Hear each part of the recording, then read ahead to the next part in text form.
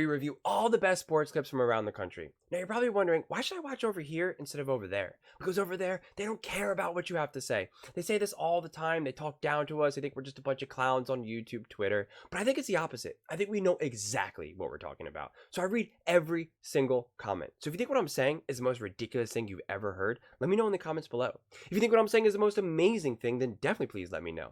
Either way, let's get into some discussions. Let's get into some fights. But ultimately, let's just have some fun. And please do consider subscribing. We are building an amazing community here, and it's turning into something truly, truly special. I want to build something that we all genuinely feel connected to, something that we're really excited to be part of, and I think we're well on our way to doing it. So without further ado, let's get to it. Watching a clip of First Things First, talking about the 49ers versus the Lions. This was an exciting game. This game had it all, especially after watching, from my opinion, from my viewpoint, a dud of a game between the Chiefs versus the Ravens. This game was really exciting because it just had a lot of action. It's the type of football that I like to see, and it's the type of football that the NFL likes to see, which is why they're changing the rules to make it more offensive oriented. I think a lot of people were hoping to see a big high-scoring shootout between Lamar Jackson and Patrick Mahomes, not unlike what we saw with Josh Allen and Patrick Mahomes years ago, and obviously we did not get that. So this game, who would have thought it was going to be a shootout between Brock Purdy, Mr. Irrelevant, the last pick in the draft, and the former #1 pick in Jared Goff. Just an exciting game. You had comebacks, you had big leads, crazy freak accident plays, bouncing off people's helmets and stuff like this. But I definitely have some really strong opinions with regards to this game as well, but I really want to hear what Nick is going to say first before I share. I've already shared in a couple other previous videos, mainly working off of like Con Cowherd's clips. Also, I did a post-game clip where I talked all about Brock Purdy and stuff, but I really want to see what Nick has to say before I share anything, because I think Brock Purdy played great. I think he showed such fortitude and resilience that a lot of quarterbacks in this league do not have, that only a few have, that have shown that level of resilience in the NFL. And Brock Purdy has officially, without a doubt, has proven it, because he's done it now also in multiple games, as well as really big games, the NFC Championship game, that I think it was appropriate to question that, and now you can't. He proved to literally have more resilience and play better in bigger moments and be able to handle the pressure more than two-time MVP Lamar Jackson, who Nick Wright put on his top 15 quarterbacks of all time. Brock Purdy proved to have something that Lamar does not, and to me, that's huge. So I'm really curious to see how he breaks this down. Led the 49ers we know Brew's back going to love it, so I want to hear what Nick has to say. 17-point deficit, tied for the most in NFC Championship game history. Brock goes for 267 through the air, added almost 50 on the ground to seal the game. Here's Fred Warner and Trent Williams on their quarterback. What can you say about Brock Purdy and his performance tonight? Heck of a game manager. Wow. Managed the heck out of that game, boy. He the reason we're going to have a chance to win us a ring. I love him. What about Brock Purdy in this game and his resilience? He did this all year. He the main reason we right here today. He the reason we're going to the Super Bowl. He the reason we here. He did it all year. Brew, do you feel totally vindicated? It's been a rough A block. I feel relieved. And that's what I felt yesterday. Because at halftime, I was like, oh, my. I'm not even going to get any relief. But, look, here's what I'll say. Why not believe in him now? And I'm not saying he's Mahomes. He's not in Mahomes' class. But let's be honest, who is? And I'm not saying he's Josh Allen or Lamar, but they're not in Mahomes' class either. They have bad playoff games here and there, too. Yeah. Purdy really hasn't. I mean, he played poorly last game against Green Bay, but came back with the game-winning drive. This guy has done all you could ask for of him. He's 4-0 in playoff games that he finishes. He broke Joe Montana and Steve, the franchise that they're in, the record for passing yards. He played well against some of the top teams in the league, struggled against some, but played great against others, Dallas, Philly, Jacksonville, so on and so forth. And then yesterday, in the second half, I mean, Nick, I'm interested in hearing what you say. Because here's what he did in the second half. It's never been done by any quarterback in the last 30 years in any type of game, playoff or regular season. Throw for 150, rush for 45 plus, complete 80% of your passes, average 10 yards a carry, and no turnover. And doesn't even include his best play, bouncing a pass off a dude's helmet for 50 yards. Well, I no, but hey, a little luck. Every team needs a little bit of luck. And great play by you, by the way. Yeah. But Purdy made, look at these plays. These are not game manager plays that Purdy made. So look at that. Awesome play. Yes, that looked like Lamar Jackson. Play. And then that throw. Great catch, too, by Juszczyk. And here you go. Look at this. This is a scrambling. His scrambling, he doesn't know how to slide yet, clearly. But his scrambling was great. And watch this thing. This is Mahomesian. No, that's a Mahomes type play. I mean, seriously. I'm not saying he's Mahomes, but that was, you scramble a little, and that was a great play. So those are three great plays. So all I'm saying is why not believe it? I don't know. That last one I don't just like the consider first a great play. Really? I don't. No. But I want to give him credit for a second. So I don't want to parse that. Okay. Because I really like the scrambling. And that is an element of his game that I did not think he had at this. And people be like, oh, you weren't watching. This was the best scrambling game he's ever had. And so I like that. People have been asked, what is it going to take? I thought yesterday was so much more important and impressive than the perfect passer rating against Tampa. That perfect passer rating game didn't move me really at all. Because I've seen quarterbacks that I know are bad do something like that under those circumstances. Now, that game, do I think he played well start to finish? Absolutely not. Do I think that he was one of the major reasons they were down as big as they were? I do. And that pick early was bad. And it was that the overthrow was so bad that it became good on the pass off the guy's helmet, off Vidor's helmet. With all that said, that to me was a massive step in the right direction. Does it change the fact that I think he's their weakest link? It doesn't. But am I going to act like that was not a lot of what I wanted to see, where he plays poorly or they just are in a rough spot? And he didn't seem to lose confidence. I think that the getting away with that pass that ended up Ayuk caught for 50 yards, from that moment forward, there weren't mistakes. There were a bunch before. There weren't mistakes. And, Coach, I think the scrambling element for a team that, while I'm not as down on the offensive line as I think Brew is, that is one of their weaker spots, that's an important element. And so I will give him credit as much as I can, given the fact of what he did over the entirety of the game. I thought it was the last 2 weeks are the things that I've been looking for. So I wanted to see whether or not he could bring the team back, and we saw that he hadn't been able to up to that point. I think that's as close as y'all are going to get right now for Nick Wright giving Brock Purdy his flowers, so to speak. To me, Brock Purdy has shown to really be able to do some really awesome things, really incredible things that I was genuinely really impressed with and excited to watch. Again, Purdy is also someone that I really enjoy rooting for. I love his story. I love the fact that he was the last pick. He's a smaller dude, seems like a really nice person, genuine person. Like, those are the types of people that I want to root for. I don't like to root for the Zay Flowers, the cockies, the people like that, the people who are taunting, people who are, that's why I didn't like Baker Mayfield in the beginning of his career, right? Calling out the personal training staff and fighting with the media left and right. Like, I don't enjoy that. Those are not the people that I enjoy rooting for. That's why I really enjoy Patrick Mahomes, Brock Purdy, Jalen Hurts, Josh Allen. I like Josh Allen more than Joe Burrow because I don't love Joe Burrow's cockiness. It's too much for me. I understand you want to have the confidence, but it's like a notch too high with the cigars and the Joe Cool and all that. It's kind of become his brand, and it's like, okay, whatever. I like the Justin Herberts, the Patrick Mahomes, Jalen Hurts, Dak Prescott even, I'm not a huge fan of, I don't think Dak Prescott is as good as these other quarterbacks that I just named necessarily, but I love his leadership and his personality more. So again, Brock Purdy is someone that I want to see succeed and be elevated in this league. And some of his plays that we just saw the highlights of were really awesome, really amazing. really, really great. Purdy, I think this game was such a fascinating game because this game easily could have gone either way for Brock Purdy. He was very fortunate to have that ball bounce off the head of the defense and go into the hands of Ayuk, right? And if that doesn't happen, that game that either gets intercepted, which now completely obviously changes the game 100%, or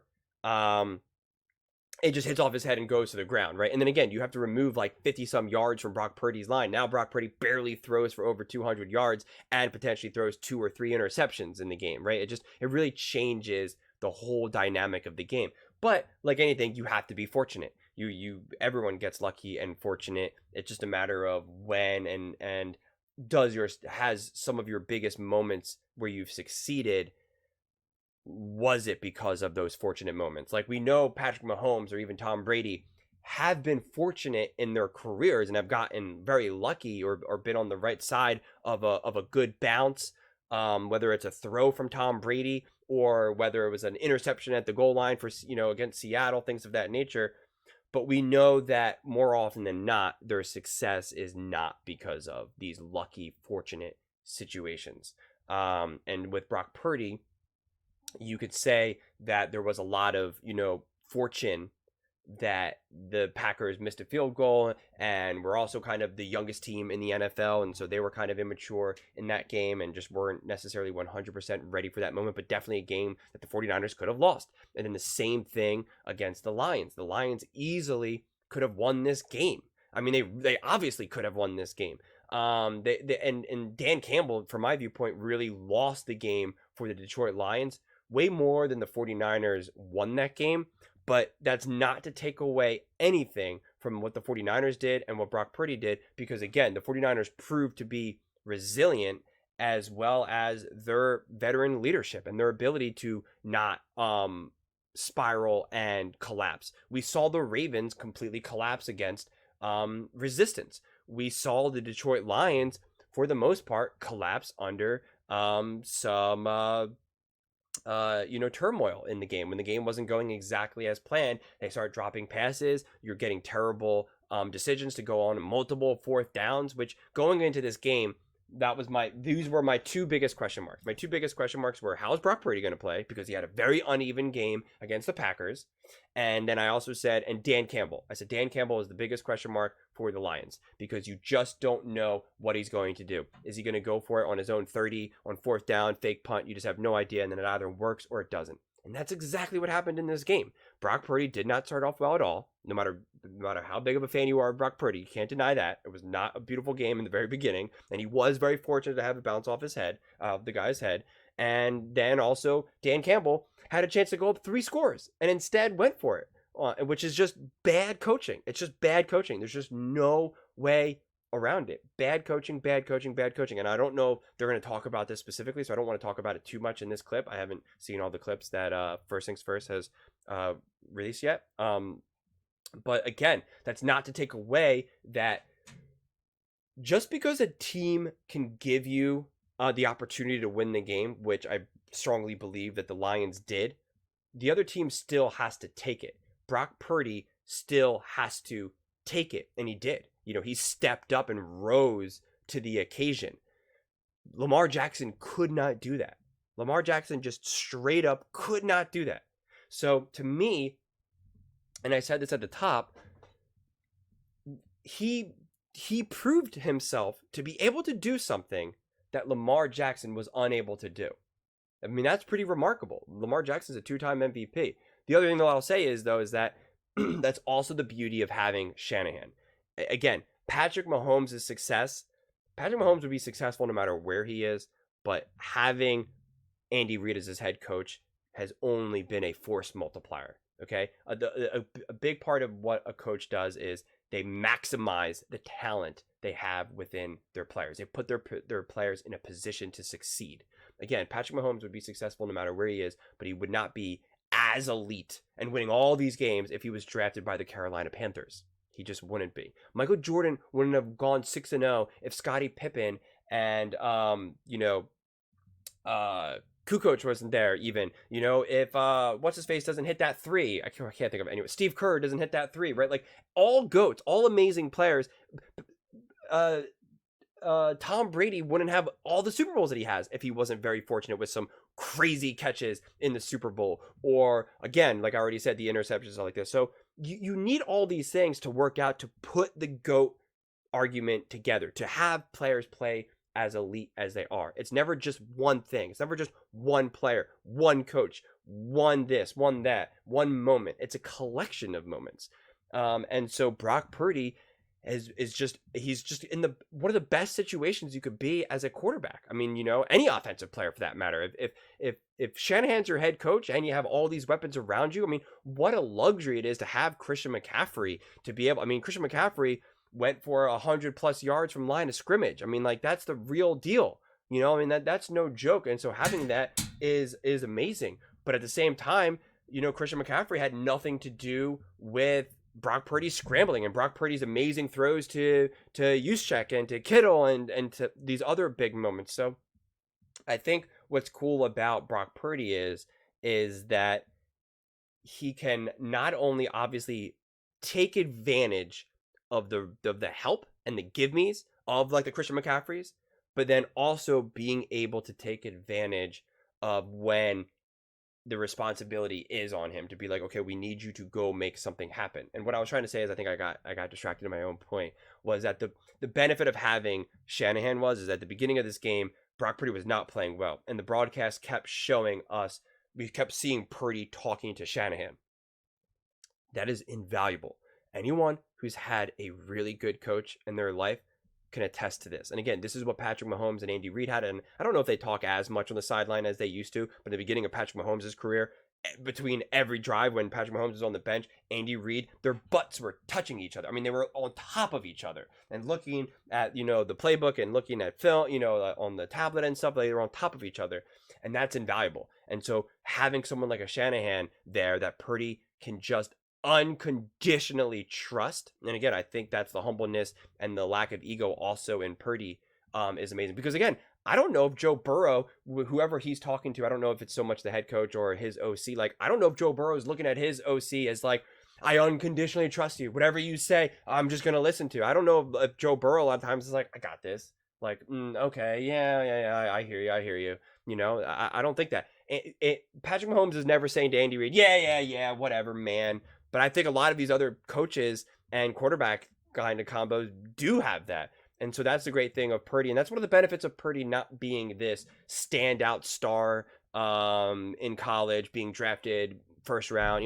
He was Mr. Irrelevant. So he's coming from this place of earnesty and in this place of, I'm just happy to be here. I'll do whatever it needs to do, right? And he was able to take it. And again, it takes two to tango, because Trey Lance couldn't do it. Right? Trey Lance had the same coach and a lot of the same players, and yet he could not do it. Granted, we didn't get to really see Trey Lance because of injuries, and Purdy just, took off. So we, obviously you're not going to go back to Trey Lance in that circumstance.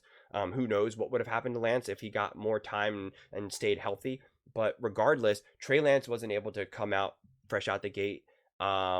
And even Garoppolo, for that matter. Garoppolo, I think, obviously succeeded under Shanahan. He was a top quarterback in San Francisco 49ers history. That's the reality. And again, that shows the brilliance of Shanahan and just the team around the 49ers, around Jimmy Garoppolo and the 49ers. But Brock Purdy was able to even elevate it even more. So you can definitely reach the conclusion that Brock Purdy is obviously better than Jimmy Garoppolo, without a doubt. And I know a lot of 49ers fans want to jump the gun and say he's the second best quarterback in the NFL. He's going to surpass Patrick Mahomes, and a lot of people are saying that in the comment section. Okay, that is a lot of things. But I think Purdy, more than anything to me in this game, not so much his great throws, not so much his scrambling and stuff like that. To me, it was his mental fortitude and his resilience that I've only see right now a handful of players being able to do. Not only do this consistently, but also do this when it matters more than anything, at the highest moment. Because we've saw Lamar Jackson crumble, okay? We've seen other quarterbacks crumble. And to me right now, you have Patrick Mahomes has obviously proven to be able to be resilient. Joe Burrow obviously proven to be resilient.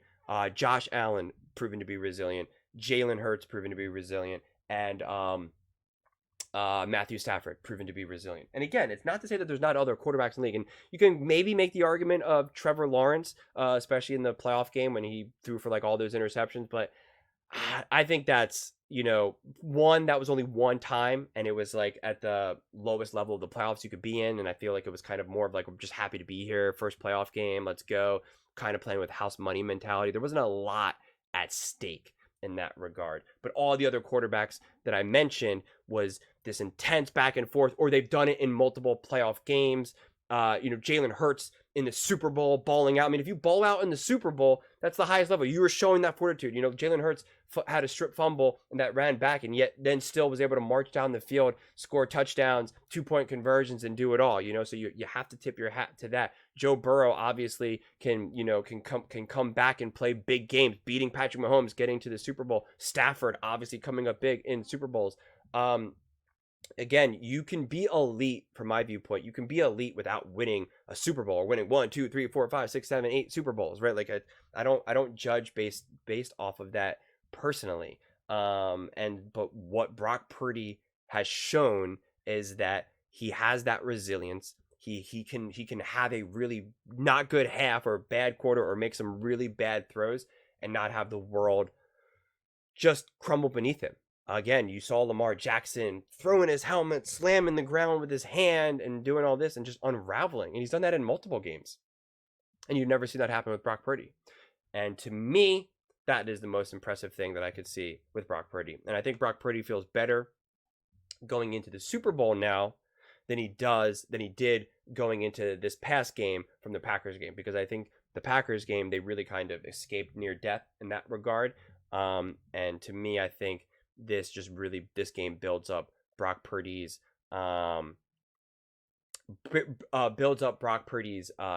more than anything, because to me, this game, whether you want to agree with Nick or not about saying that they were in this hole because of Purdy, which I don't think that's completely true or fair, because Brock Purdy doesn't play defense. Ben Johnson was lighting them up. Wait, Ben Johnson, is that his name? I can't think right now. But anyway, but so I would say that you have to say I against the Packers game, the last point that I'll make is I don't want to necessarily say that Brock Purdy won them that game, honestly. Against the Packers, I think that was more collective and more really about the Packers really just also blowing that game. And although I do believe that there was a degree of the game being blown by the Lions, you can't deny that Brock Purdy was a major reason. And I never want to say the reason, because it's never just one person. But the bulk of it, why they won that game, was because of what Purdy was able to do, because of the throws near the end of the game and scrambling especially, right? Those scrambles ended up being massive. So to me, you can't argue that. You can make the argument against the Packers game. Okay, great. He had a game-winning drive, but that was a really kind of a basic drive. This was different. Brock Purdy definitely made that happen and made moves. And so to me, you can't really argue that from my vantage point. But what do you all think? Would absolutely love to hear your thoughts on this one. Do you think Brock Purdy has proven that he is the man, that he is one of the best quarterbacks in the NFL? Or do you think he still has a long way to go? How do you think he will fare against the Kansas City Chiefs? I would absolutely love to hear your thoughts on this one. Please let me know in the comments below. Please don't forget to subscribe. As I said, we are building an amazing community, and I truly would love to see you part of it. And please don't forget to give this video a thumbs up, as it really helps with the visibility and the algorithm. Thank you so much, and see you next time.